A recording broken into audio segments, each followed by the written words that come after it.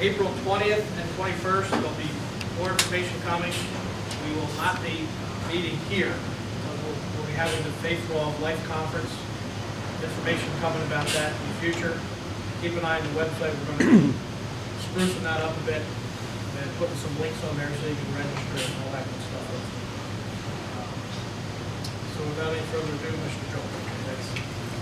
Yeah, thanks to your support many of our members, we are going to be hopefully really transforming our website.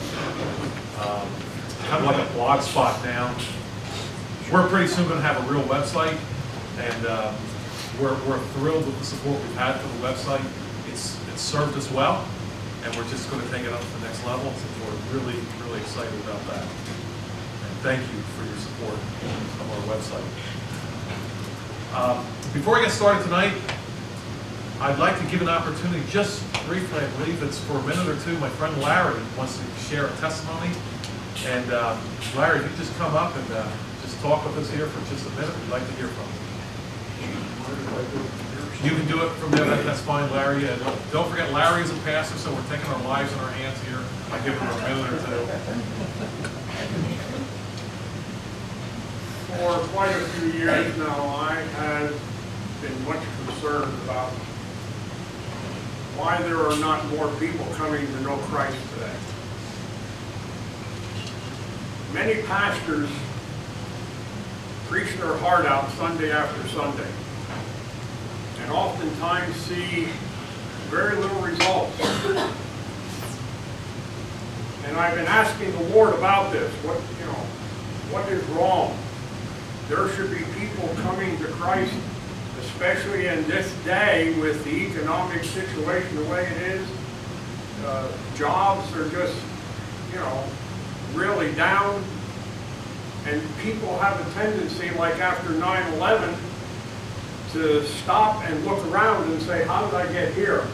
And oftentimes they end up realizing that they need to turn to God. They remember going to Sunday school. They remember going to church. And things used to be different. Maybe I can get back to that.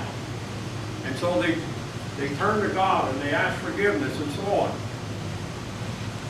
And this question has really been bothering me for quite a few years now. Last month, sitting here and listening to what Joel has, gave me some answers. And as Joel began to explain some things, like the one point he has, the new Christian ethics, I begin to look at that and I'm saying, that's it. That's one of the reasons. We're looking at things not from a biblical standpoint. We're looking at things from a human standpoint. For example, one of the things that he brought out was, above all things, you have to be nice. Well, that's wrong. I'm sorry, it's wrong.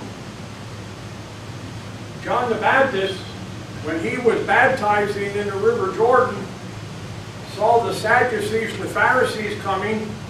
He turns around and looks at them and says, brood of vipers, what has caused you to come here and make a change in your life? Boy, that was nice, wasn't it? Look at Jesus. When the woman who was caught in adultery was brought into him, Jesus kneels down and starts writing things in the dirt, in the sand. Liar, cheat, thief, all kinds of things. That was nice. That really lifted their spirits. And so this business of, we just have to be nice and think that we're going to draw people to Christ, no. We have to tell them the truth. Because the Spirit of God will take the truth and set conviction upon their hearts. That was one of the things. The other one was that he shared was personal weaknesses. I didn't use a lot of the things, and I developed a sermon out of this. And as I went through the personal weaknesses, I came up with two thoughts. actually one thought with 2 points.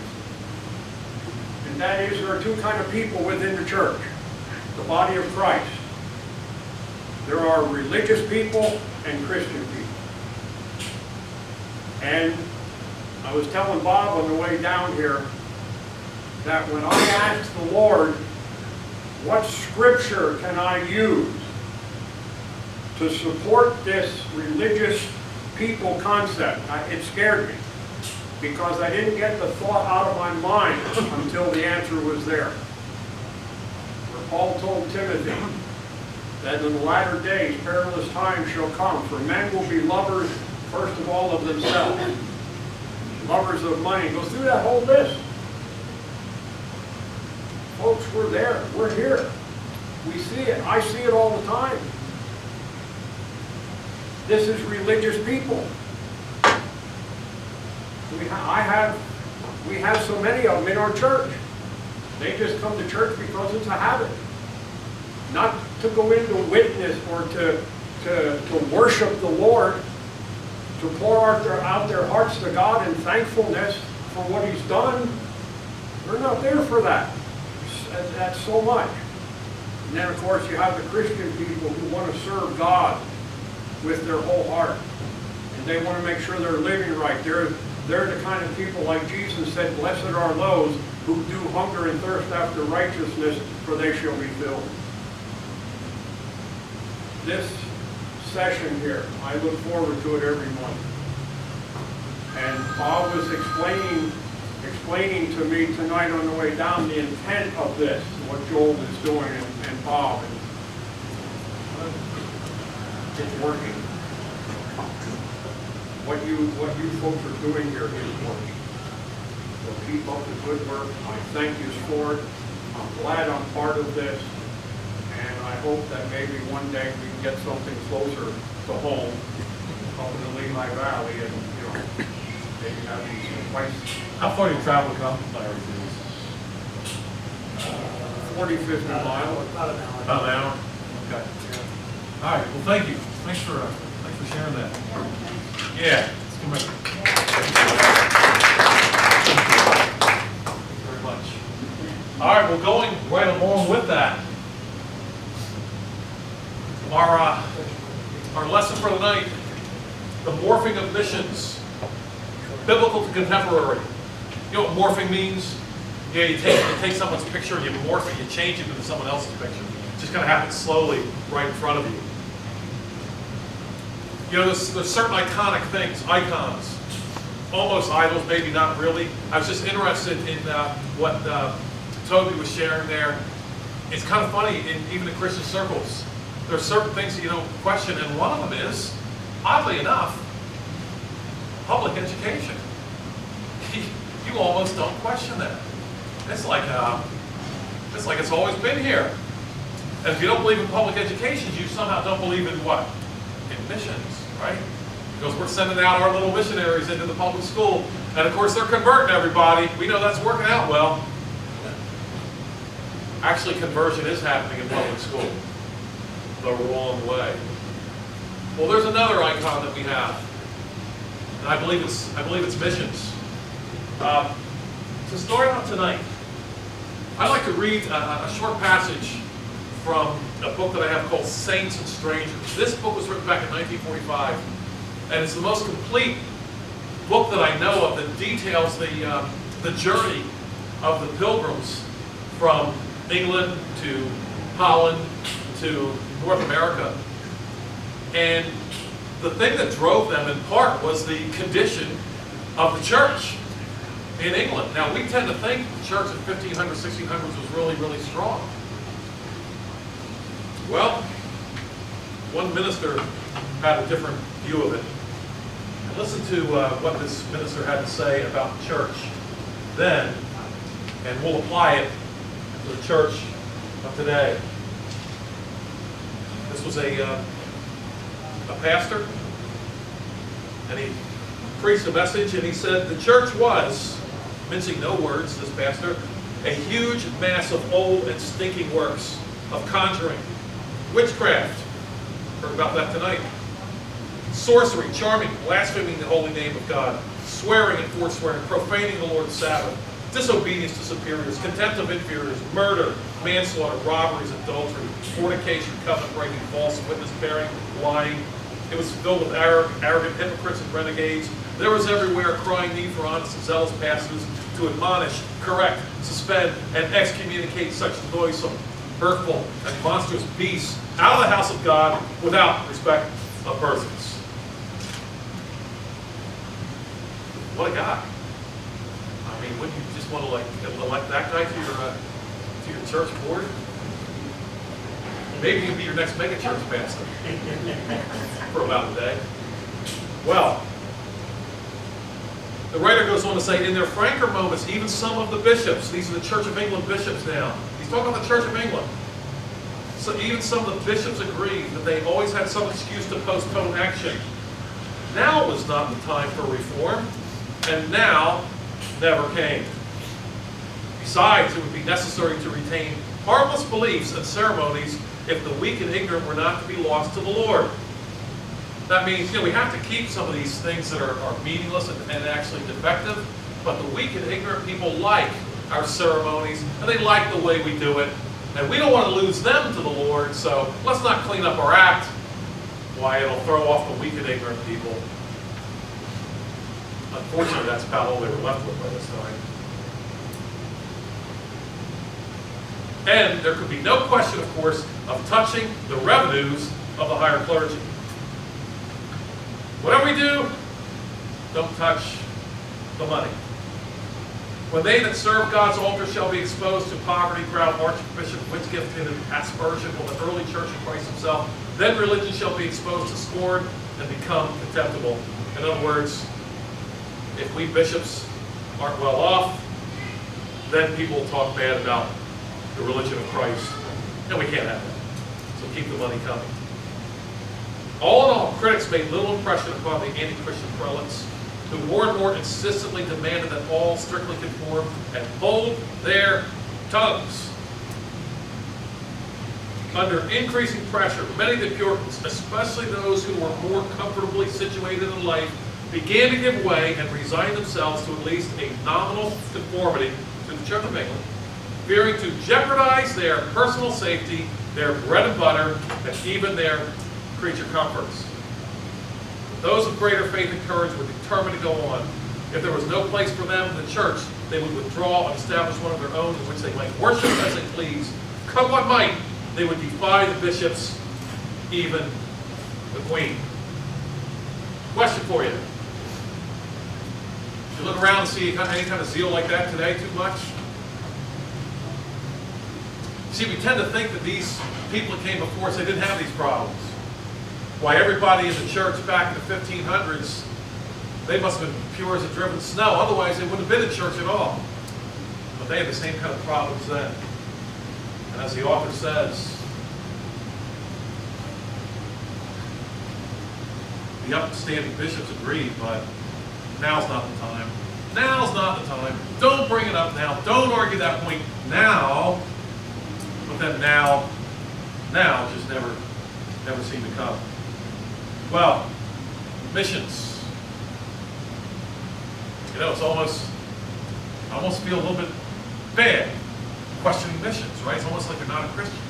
You don't question missions, you question everything else, but not missions. Well, tonight we are going to take a look at how we've got to where we are. A short study that asks the question, are modern mission strategies and tactics biblical? It's not like we don't have a record in the Bible, right? It's not like we don't have missionaries in the Bible, right? We do. It shouldn't be too hard. The purpose of this brief study is threefold: to raise long overdue questions about how we do missions. By the way, what is a missionary?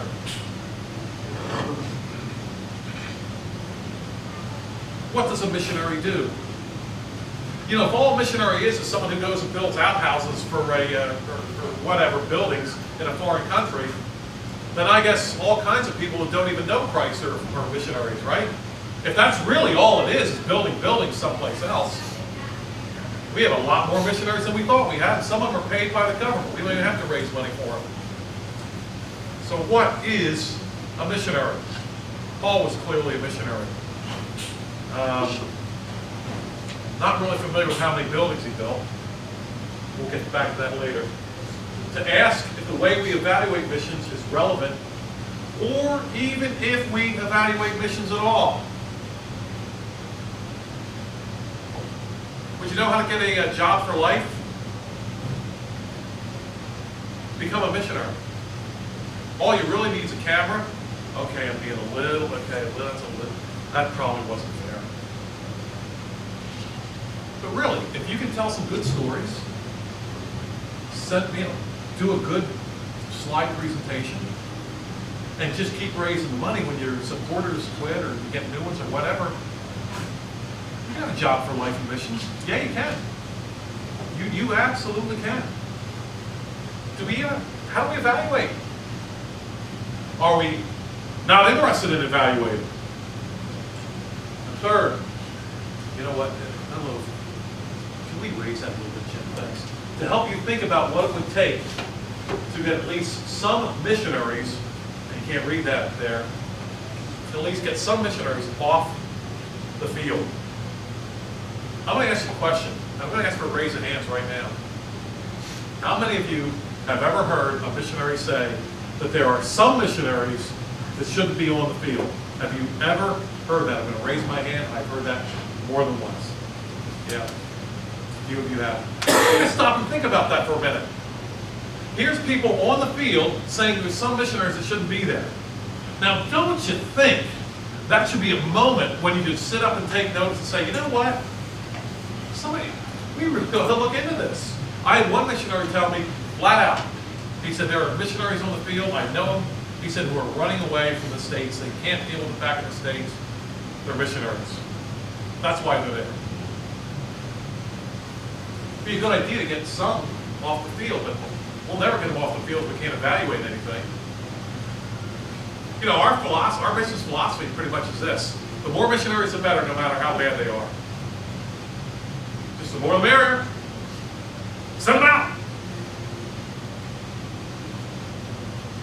And one more philosophical point. Here in America, we have no problem questioning TV evangelists who pervert the gospel. So why is it considered nearly heretical to question foreign evangelists? I hope you have no problem at all questioning the televangelists with their prosperity gospel nonsense, who, by the way, prey mostly upon poor people. That's their targets for the most part. That's where they raise their money for the most part. I saw a number this week. I could hardly believe the number, but the number I saw, this particular person come with a number of $90 billion in televangelist fraud per year worldwide. We have no problem questioning that. Why is it then that we have a problem when we question foreign missions? I'm glad we don't apply the same status, if you will, of foreign missions as we do to evangelists, because if we did that with our evangelists here, we'd all be sitting around saying, well, I guess he's reading from the Bible, right? He's on TV and he's reading from the Bible. That's pretty much all we need to worry about. That's good. Don't question it. What's the problem here? We can't question it? Missions. Missionaries today tend to work, listen to this, tend to work independently or through organizations not affiliated with churches and traditionally ran missionary agencies in the past. And their work may be focused on providing humanitarian aid rather than founding churches and winning converts. This is from Joe Carter, writing in the Gospel Coalition, an internet website. Wait a second. Rather than founding churches and winning converts. Do we have missionaries out there doing that today? I don't even know if we know. Honestly, right now, whatever church you go to, do you have unless you know the missionaries personally, do you have the faintest clue what they're doing out there? Honestly now. I'd be shocked if you do. Shocked.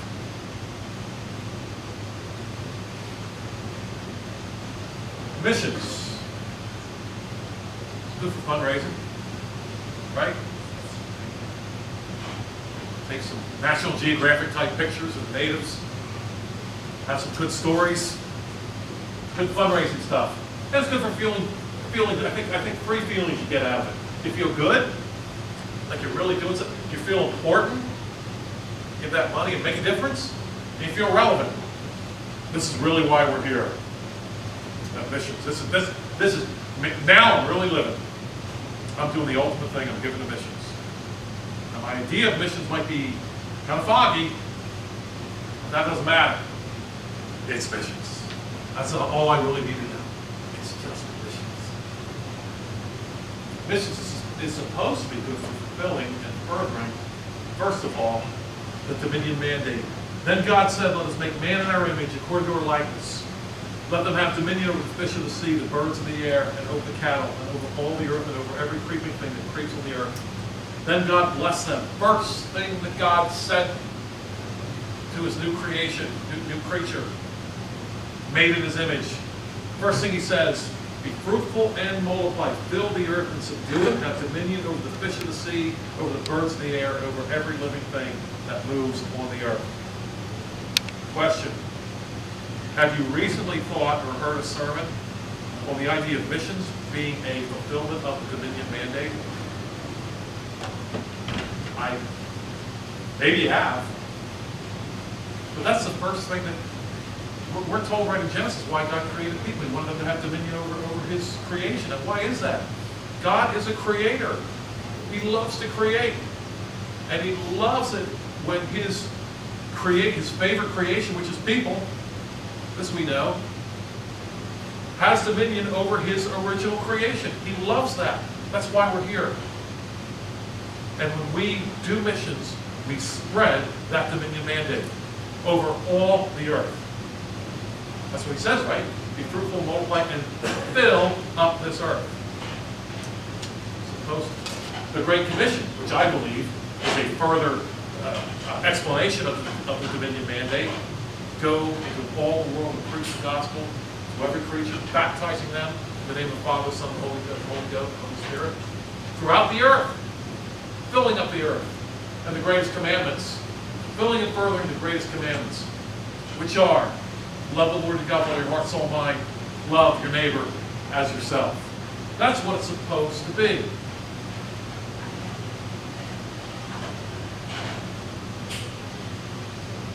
Do you believe that? That even in missions it's possible to do more harm than good? Or is it, no, they're missionaries.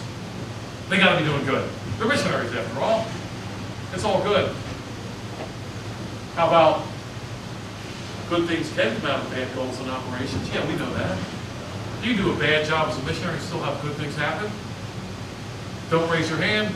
How many of you ever been in a church like that? Don't raise your hand. Bad things are going on. Good things happen still as a result. So we can't say that, well, this guy's on the mission field, and yeah, he's a bad missionary. Yeah, he's not doing it. Yeah, he's not doing anything. But hey, souls are still getting saved. Well, that can happen. But it doesn't mean that he should be in the field at all.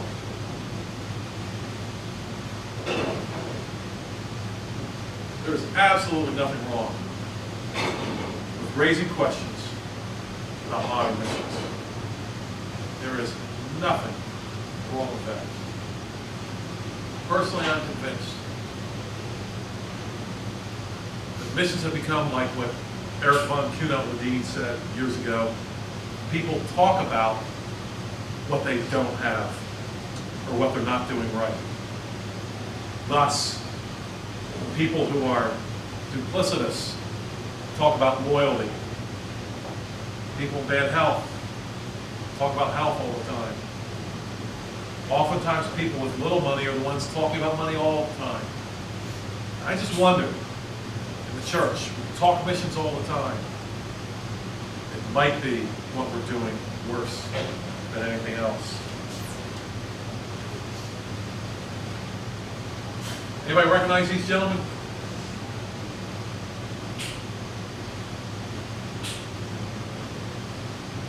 Van, you don't count. Mercy, well, if Van doesn't count, you don't count. Anybody recognize him? Jim Elliott, Nate Sink. Yeah, Jim Elliott. There's Jim Elliott right there. There's Nate Sink. Happens to have been my uncle. This young man here was one of the killers. He died himself a very horrible death. This young man here, named Roger Darian, Peter Fleming, and Ed McCully. They all died in 1956 and was well known throughout the evangelical world. But a funny thing happened on the way to establishing a church after these men died. I want you to listen, if you would. This book was written by my cousin Steve, who went back to Ecuador in the late 90s. He went back there to see how the church that was established back when his father had been killed, back when he was like 2 or 3 years old. See what kind of progress had been made during those years. So he starts out with an account of what happened back then, and then he brings it up to date. He says this. He says, when the Wadani, as those are the Indians, asked my family me to come live with them and after my Aunt Rachel's death in 94. Now think of this. This happened in 1956. So when they went to live in 94, it's 38 years, right? Almost 40 years, a generation. So it's going back. How's it working? After my Aunt Rachel's death in 94, I was dismayed to find the Wadani Church was less functional than it had been when I lived with them during school vacations while growing up. Did you hear that? Less functional than it had been when he was less than a teenager. When I was a teenager, Wadani had built their own churches. Now they let a church built for them by foreigners fall into disrepair, telling me they didn't know who it belonged to, and so didn't have permission to fix it. When I was a teenager, the elders of the Wadani church baptized me. Now the church had no identified elders. And they waited for outsiders to baptize their own people. I began to see what being net receivers had done to the proud people I once known as net givers. The Wadani were feeling threatened by outsiders who were dominating more and more of their lives. They had grown increasingly dependent on outside medicines, trade goods, airplanes, schools, radio communications, and money. I was not surprised that the tribe felt threatened by oil companies, environmental groups, and the government. It was a major surprise to me, however, to find that they also felt threatened by all of the benevolence they were receiving from Christian missions and relief organizations. How could the efforts of believers have had such a different effect than they intended? Could help cause harm. For nearly half a century, the Wadani had received the full benefit of 20th century mission strategy. Millions of Christians knew about them. Many more than the typical number of Christians had gone to them, and much more money than usual had been spent on them. If current missions methods are effective, the Wadani should have been our star success story. Instead, after decades of missionary effort, while there was a group of individual Wadani believers, there was really no functioning Wadani church. How could that be? And furthermore, why is no one even asking how that could be? I talked to Steve after he'd written this. You know what he told me?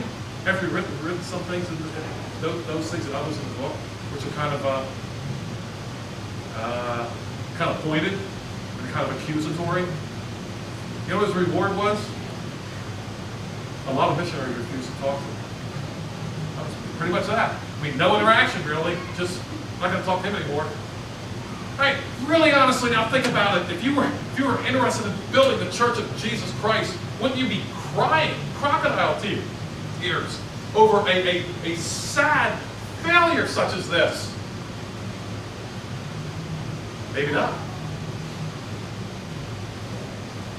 I mean, you talk about an incident that raised money, right? You get a lot out of this story, a lot of people did. Strengthen your mission board? Yeah, a lot of good things could happen. Well, let's talk about this situation, because I think it's a microcosm of what we're dealing with. What was not done? The Wadani of Ecuador, what was not done? What was done? 5 questions. What should have been done? Based on what? What will it take to do it right after all? These are the 5 questions we'd like to deal with tonight. First of all, what was not done? No church was established, so therefore no daughter churches were established either. The church planting ended before it began.